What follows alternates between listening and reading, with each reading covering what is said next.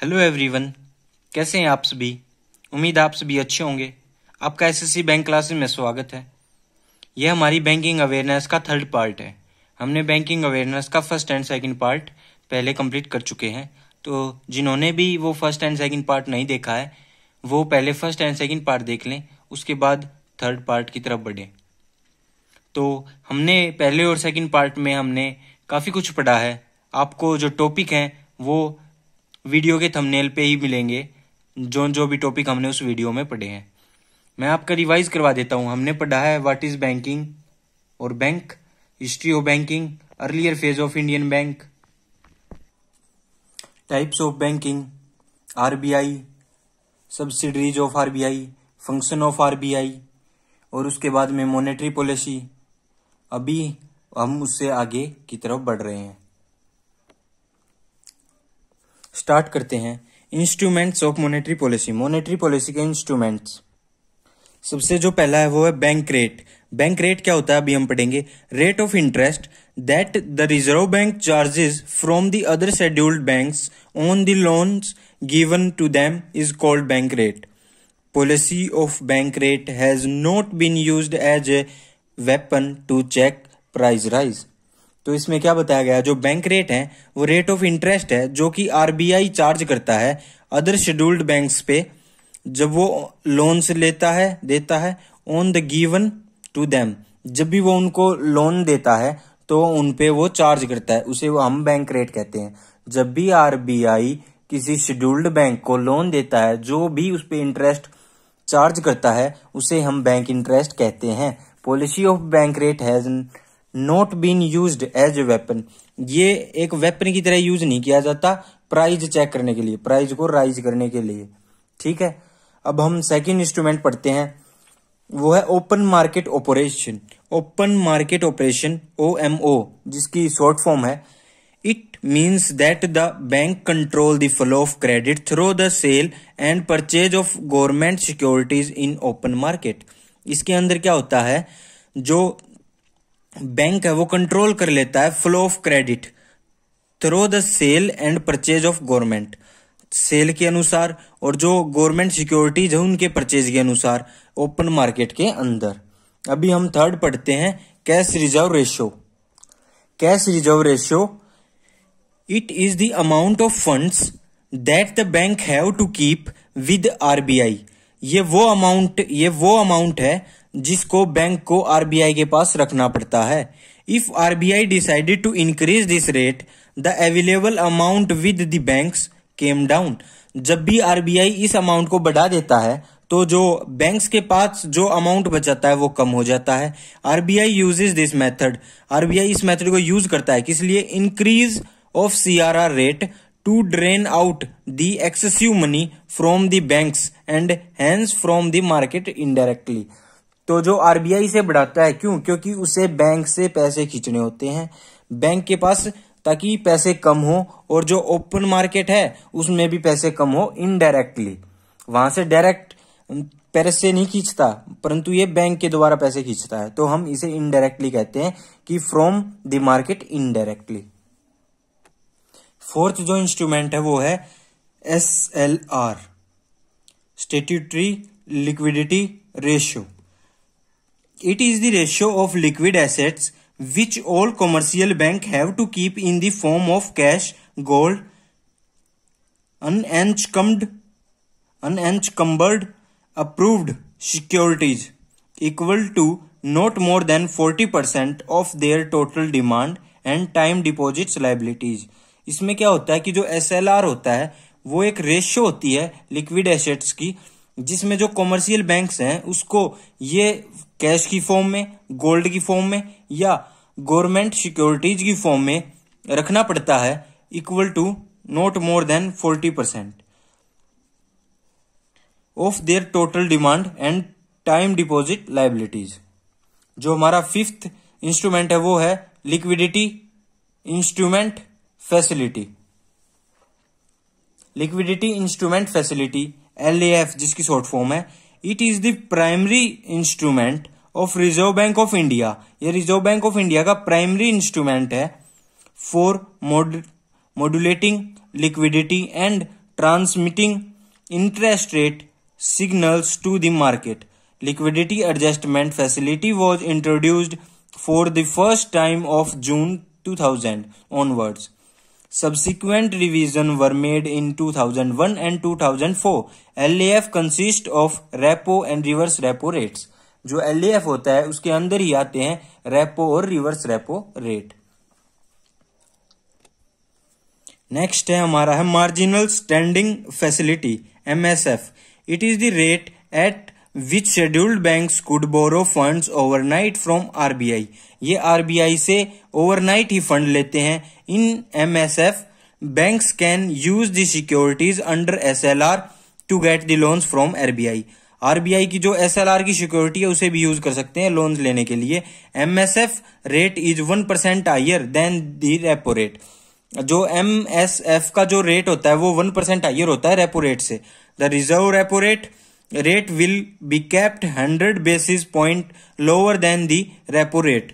On the other hand, marginal standing facility MSF will kept be 100 basis higher than the repo rate.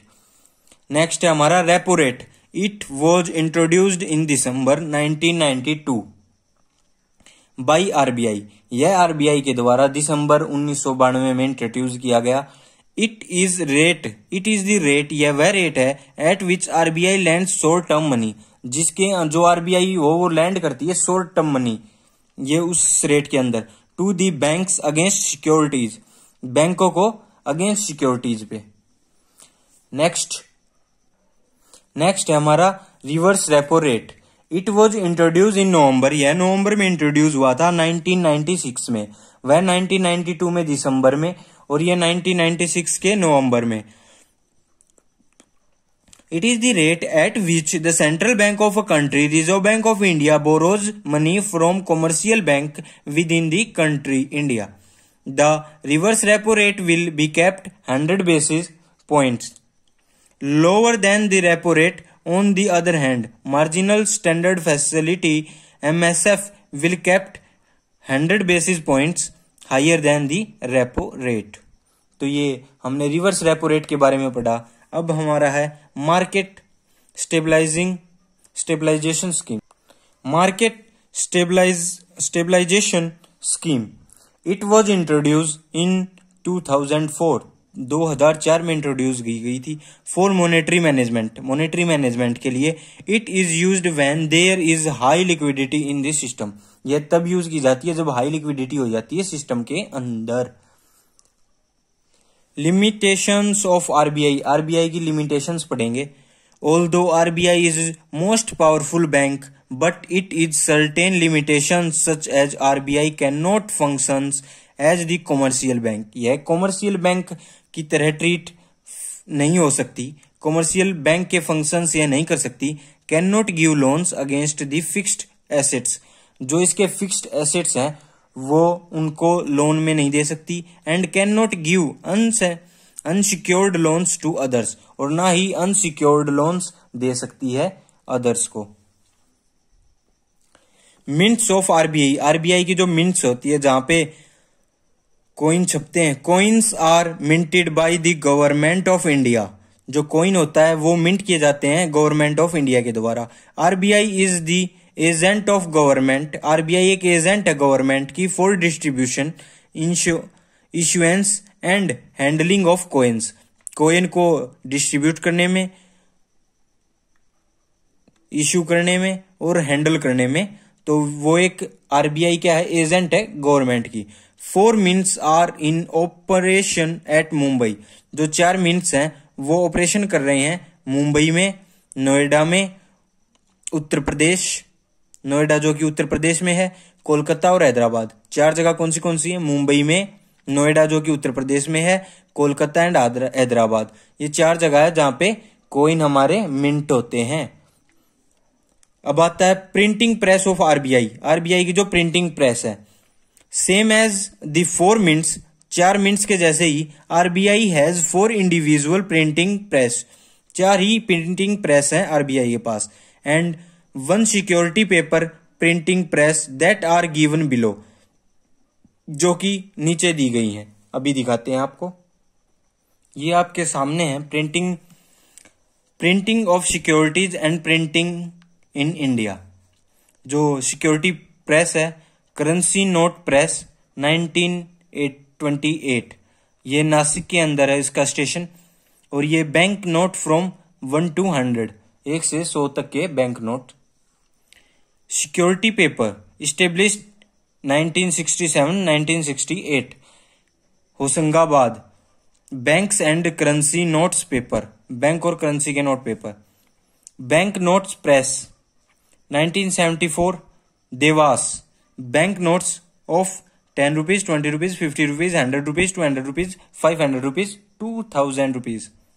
उसके बाद में security notes printing press establish in 1982, Hyderabad में है। Union excise duty stamps. India security press 1992 में, और ये भी नासिक के अंदर है। और ये क्या करती है?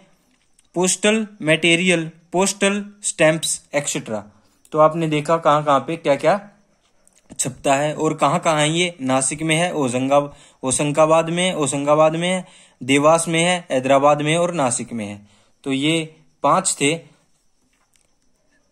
Currency note press, security paper, bank note press, security notes printing press, Indian security press. तो अभी आगे बढ़ते हैं। New symbol of Indian currency. जो इंडियन करेंसी का न्यू सिंबल है वो है ये। The new symbol designed by D Uday Kumar, a postgraduate of IIT Bombay, was finally selected by the Union Cabinet on 15th July 2010. New symbol is an amalgamation of Devanagari, Ra, and the Roman R without the stem. The rupees coin symbol of India rupee, came into use on 15th July 2010. India is 5th country after America, Britain, Japan, Euro to accept a unique currency symbol. To accept a unique currency symbol. हमारी ये जो country है 5th country है, America, Britain, Japan और Europe के बाद में। Current circulating bank notes. ये जो बैंक नोट्स हैं अभी जो सर्कुलेट किए होते हैं, ₹1 97 इंटू 63 mm इसकी डायमेंशन होती है। और जो मेन कलर होता है वो ग्रीन एंड पिंक होता है। और जो इस पे डिस्क्रिप्शन है वो है सागर स्मार्ट ऑयल रिंग। और डेट ऑफ इशुएंस है 2050 को 2015, डेट ऑफ इशुएंस 2015। 5 रुपए का जो नोट है 117 इंटू 63 mm, जो कलर है वो ग्रीन है और जो डिस्क्रिप्शन है वो ट्रैक्टर है, और 2002 और 2009। उसके बाद में 10 rupees 123 into 63 mm, chocolate brown इसका जो कलर है। कोणार्क सन टेम्पल इसका डिस्क्रिप्शन है। और 2018 डेट ऑफ इशुएंस है। 20 रुपीज 147 इंटू 63 mm, जो इसका मेन कलर है वो है red orange. Mount Harriet and Port Blair इसके डिस्क्रिप्शन है। और जो डेट ऑफ इशुएंस है वो 2001 एंड 2006। 50 रुपीज 135 इंटू 66 mm इसकी डायमेंशन है। एक्वा इसका मेन कलर है हम्पी विद चरिट, और जो डेट ऑफ इशुएंस है वो 2017। 100 रुपीज कॉइन, 100 रुपीज का जो नोट है उसकी 142 इंटू 66 mm उसकी डायमेंशन है। लावेंडर उसका जो मेन कलर है। रानी की वाव उसका डिस्क्रिप्शन है और 2018 में इश्यू हुआ था। उसके बाद ₹200, 146 into 66 mm, bright yellow, Sanchi stupa, और 2017 में issue, date of issue. Coin of 500 rupees coin, इसकी जो डायमेंशन है वो है 150 इंटू 66 mm। स्टोन ग्रे इसका जो कलर है, मेन कलर। रेड फोर्ट इसकी जो डिस्क्रिप्शन है, और 2016 में ये क्या हुए थे, डेट ऑफ इश्यू। 2000 का जो नोट होता है उसके बारे में अभी, 166 इंटू 66 mm। मैजेंटा जो इसका मेन कलर है। मंगलयान इस पे जो डिस्क्रिप्शन है, और 2016 ही इसका डेट ऑफ इशुएंस है। तो हमने ये अभी पढ़े कि जो हमारे करंट सर्कुलेटिंग बैंक नोट है वो किस किस डायमेंशन के हैं, किस किस कलर के हैं, उनका डिस्क्रिप्शन क्या है, और डाटा ऑफ इशुएंस भी हमने पढ़ा। Commemorative coins by RBI. Commemorative coins in India are usually issued to celebrate some special occasion or to mark a special event. First Indian commemorative coin was issued in 1964 in remembrance of Jawaharlal Nehru's birthday anniversary.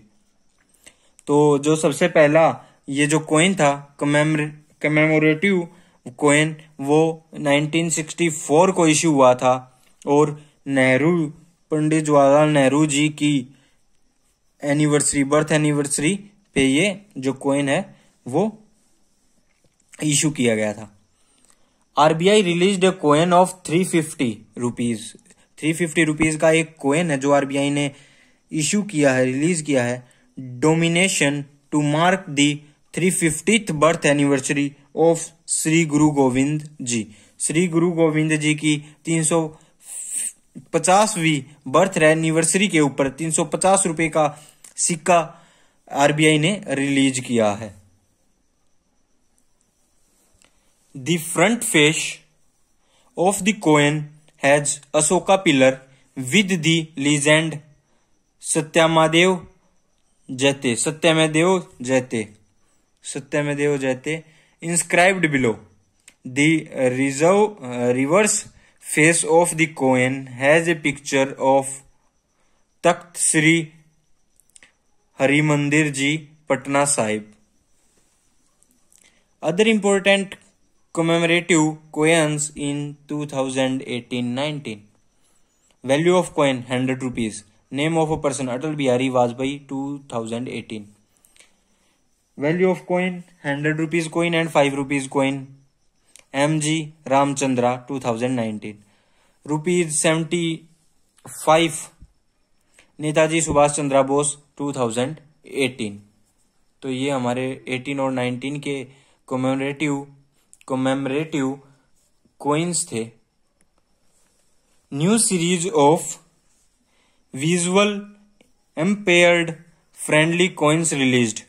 Mr. Narendra Modi unveiled the new series of visually impaired friendly coin of various denominations, including 1, 2, 5, 10 and 20 rupees.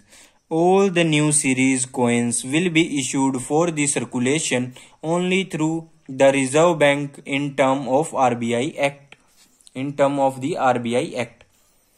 The new 20 rupees coin will have 12 edges and the diameter of the coin will be 27 mm. उसके बाद हम चलते हैं अपने basal नोम क्या होता है अभी पढ़ेंगे। In 1974 in Basel city of Switzerland, which is also the headquarter of Bruni of International Settlement BIS, Bureau of International Settlement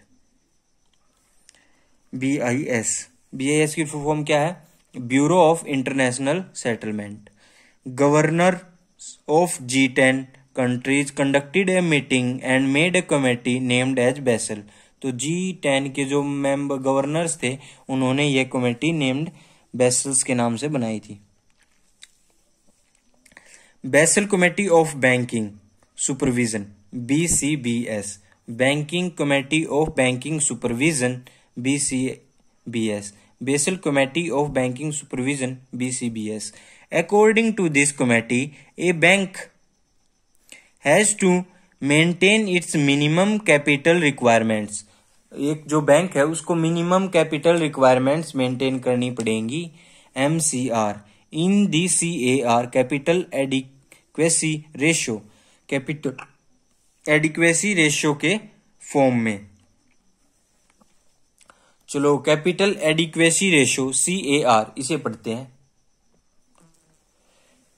The capital adequacy ratio is defined as the percentage ratio of the financial institution's primary capital to its assets, including loans and investments, used as a measure of its financial strength and stability.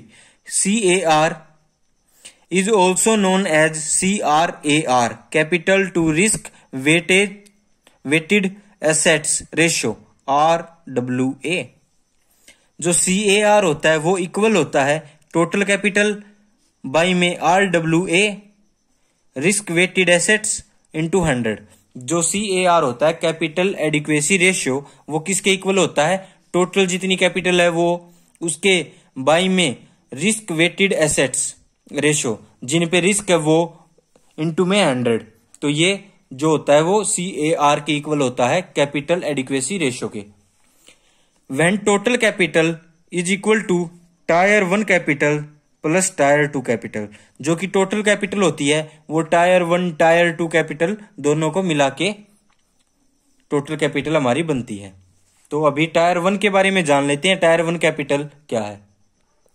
Tier 1 capital core capital, जो जिसे हम core capital कहते हैं, it includes paid up capital, statutory reserves, other disclosed free reserves, capital reserves which represent surplus arising out of the sale proceeds of the assets, other intangible assets belong from the category of Tier 1 capital। ये Tier 1 capital होता है हमारा जिसे हम core capital भी कहते हैं। अभी हम Tier 2 कैपिटल के बारे में भी जान लेते हैं। Tier 2 कैपिटल सबऑर्डिनेट कैपिटल, जिसे हम सबऑर्डिनेट कैपिटल भी कहते हैं। It includes undisclosed reserves, revaluation reserves, journal provisions and loss reserves, hybrid डेब्ट capital instruments such as bonds, long term unsecured loans, डेब्ट कैपिटल इंस्ट्रूमेंट्स etc बिलोंग्स। ये जो सारी चीजें हैं ये बिलोंग करती हैं। इसे हम Tier 2 कैपिटल सबऑर्डिनेट कैपिटल भी कहते हैं। जो Tier 1 कैपिटल उसे हम कोर कैपिटल भी कहते हैं। तो ये हमने पढ़ा कैपिटल 1 और कैपिटल 2, Tier 1 और Tier 2 कैपिटल।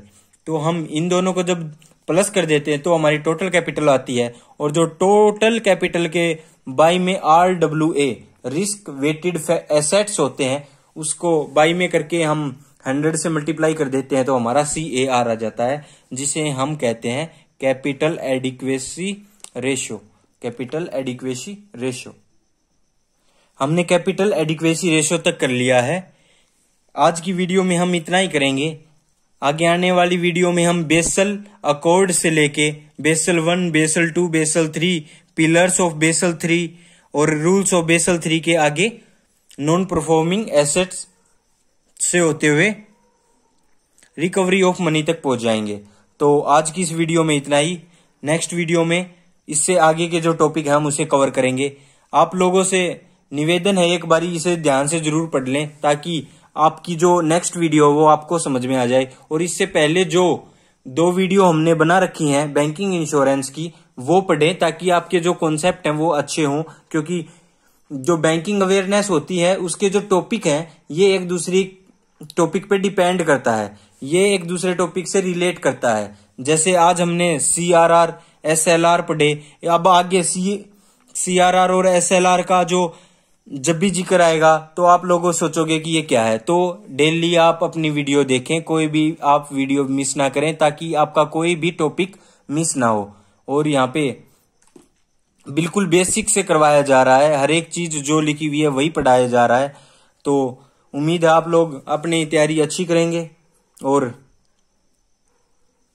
वीडियो अगर अच्छी लगे तो वीडियो को शेयर और चैनल को सब्सक्राइब कर लें। चलो आज की इस वीडियो में इतना ही, फिर मिलते हैं नेक्स्ट वीडियो में। Okay bye.